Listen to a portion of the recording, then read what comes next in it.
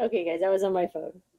But what a better introduction and to get your attention with talking about the gas in bloating blues and really how to troubleshoot your gut on a plant-based diet. So I know this has been a recurring discussion point with many of my patients.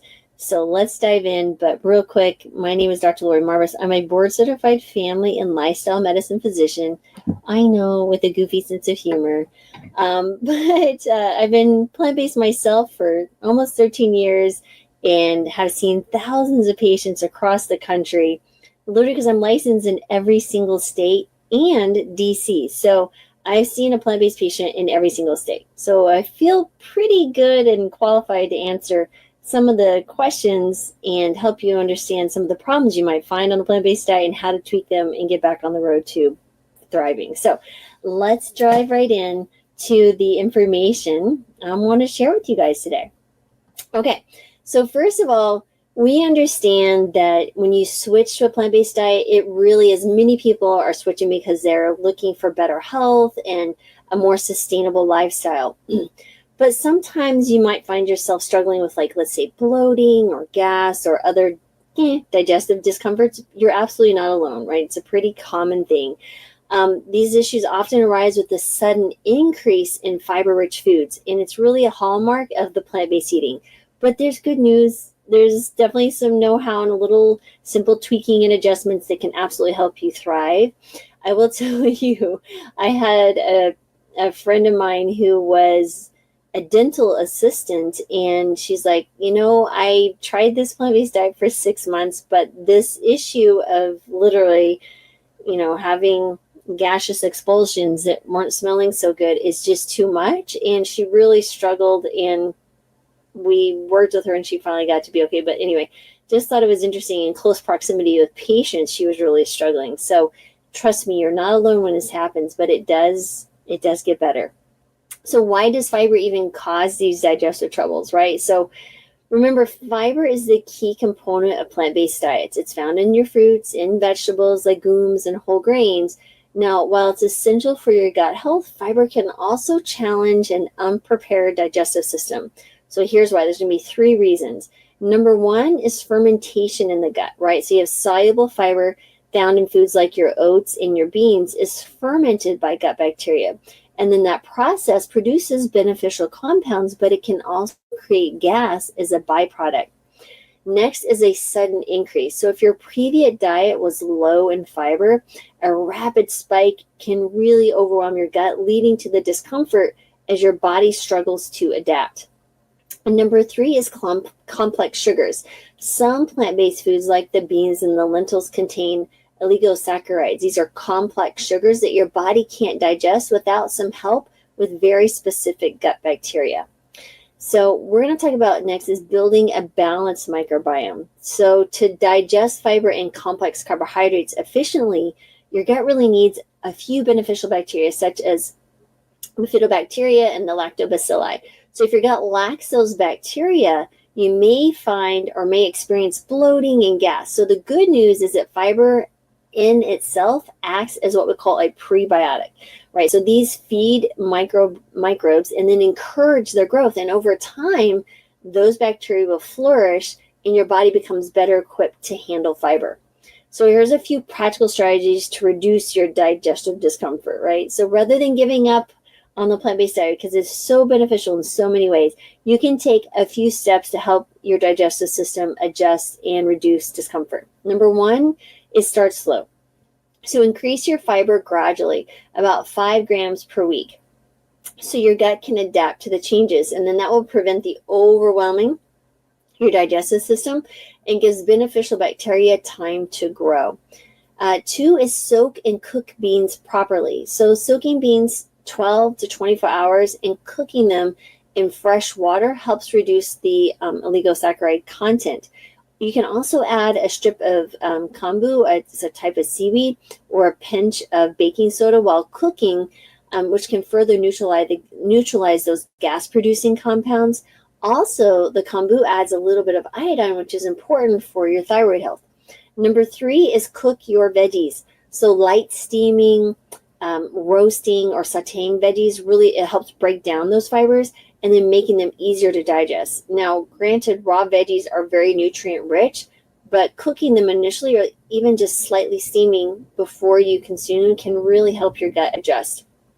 Number 4 is chew thoroughly. Remember, digestion starts in the mouth. So chewing your food thoroughly breaks it down mechanically and then mixes it with saliva, which contains enzymes that begin the digestion. So that reduces the workload on your stomach and your intestines. So you're like, how much is enough? I would say until it's like liquefied. You can even practice with, like, let's say 20 times, right? Chewing a food before you swallow and see what happens. But it just being mindful of it can start that process of being more thoroughly chewing. Sometimes you're in a hurry and you're just gulping food down. That could be increasing the issue. Number 5 is incorporate probiotics. So adding fermented foods like kimchi, sauerkraut, miso, especially soy miso, or some plant-based yogurt to your diet can help a lot. So because the probiotics introduce helpful bacteria, which can improve digestion and reduce gas production. Now, you can also potentially get some probiotic supplements with the strains we talked about, the lactobacillus and the bifidobacterium. They could be helpful, but if you can get more plant-based foods that have those, that's even better. Number 6 is experiment with low FODMAP foods. Now, if gas and bloating persist, try incorporating some what we call low FODMAP foods like zucchini, carrots, quinoa, and bananas, because those are less likely to ferment in your gut, making them a little easier to digest. And just adding those in as you're progressing through. Number 7 is stay hydrated. So fiber absorbs water to keep your digestion moving. So without enough hydration, fiber can lead to constipation, exacerbating bloating. So aim to drink at least 8 cups of water per day. What I always say is, 8 to 10 ounces per hour the first 10 hours you're awake, and that will be great.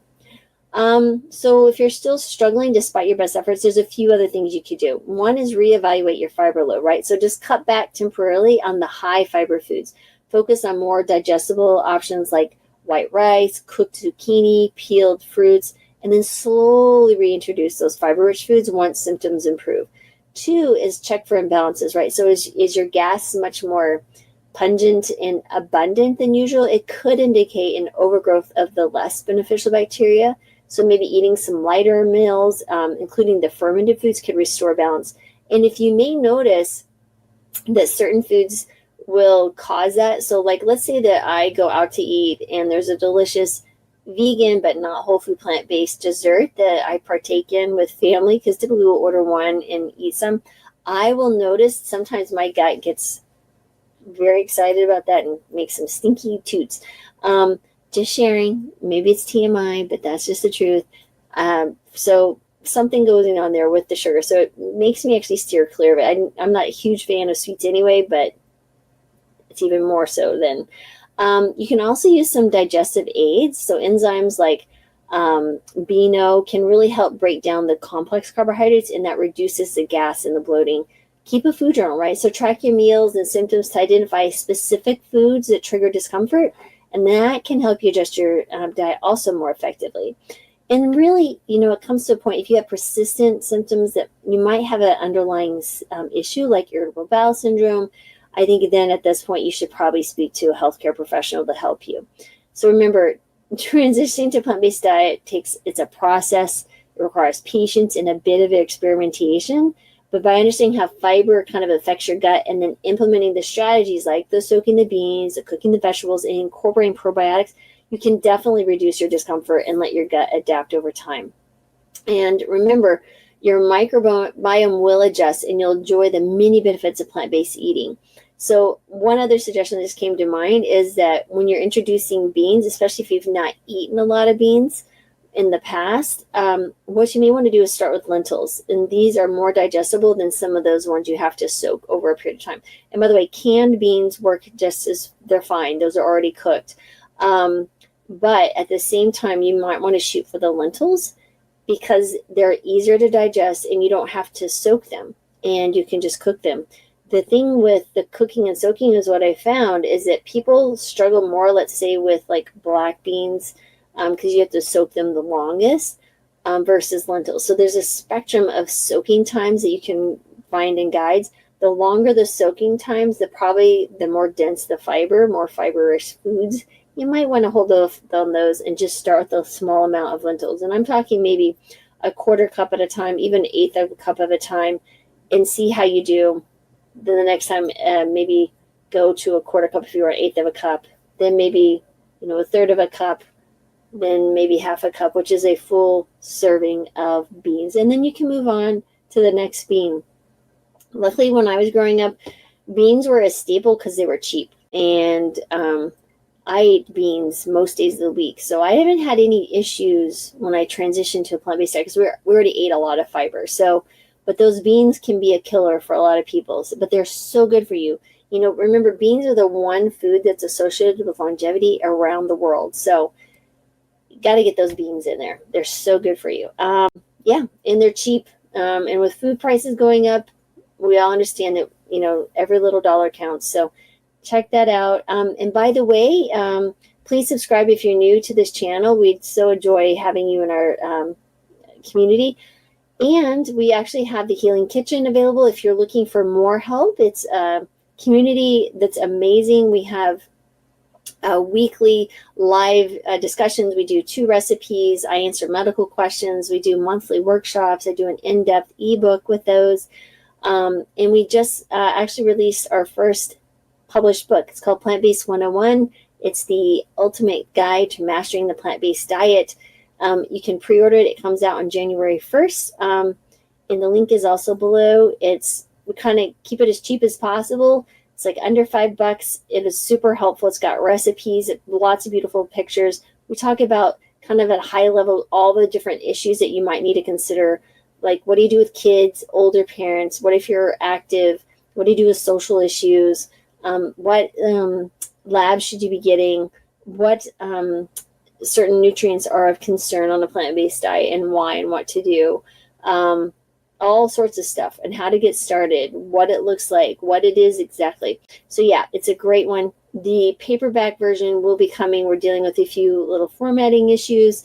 But again, check it out. The link is below. And we'd be so thankful if you could share this video with anyone that might be having some gas issues, and potentially the book as well, or the Healing Kitchen. Again, all those links are below. We so appreciate being here.